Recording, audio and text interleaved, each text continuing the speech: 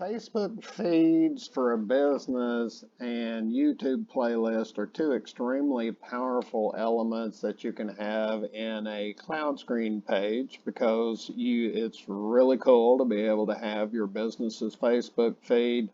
Stress the point that it's a business Facebook feed, not a personal one. In this case, this is the Lexington Chamber and Visitor Center in Lexington, South Carolina. This is their Facebook feed that I've got embedded in a page. Great thing about it, whenever they do new post, it will show up at the top of the list, just like on Facebook itself. So you can add some social media buzz to your cloud screen pages. And I'm not going to go into it right now, but I've also got a YouTube playlist for training, the training videos that I've been doing so far. So it's very easy to do that, and I'll cover it in a separate video.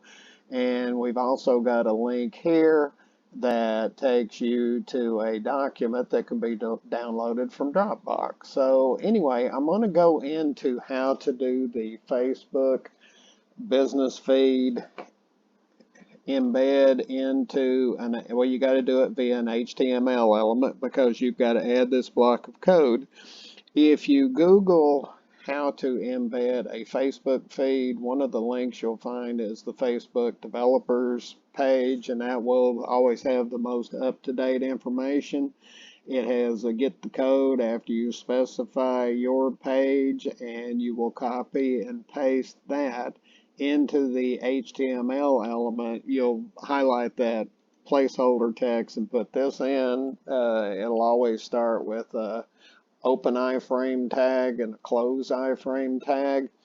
The source to point it to your website will have this in the training manual so that you could just copy it out as well. The thing you're going to do if you want to put this to be your business Facebook feed is what you're going to do is, if you look at the name of this, there's a %2 toward the beginning. It's right after %2 www.facebook.com, then another %2. Here is the Facebook page ID of the chamber. In this case, it's Lexington Chamber. So if you know your Facebook feed, you can actually just copy it in and you're off to the races, and it will display your page. The Facebook feeds are limited to 500 pixels wide. You can make the height whatever you want. You can specify a value in that create the Facebook embed code. You can also go back and modify it once you're in the cloud screen. There's two places where you're going to change it within this code. You're going to look for the word height, and you're going to change it to the pixel value 1. Just for fun, I took most of the page height here and said 1020 is a good number, so I put a height of 1020 here. And also down here, you can see if I specify 500 pixels for the fun of it, it will make it short. So you've got to specify this in both places.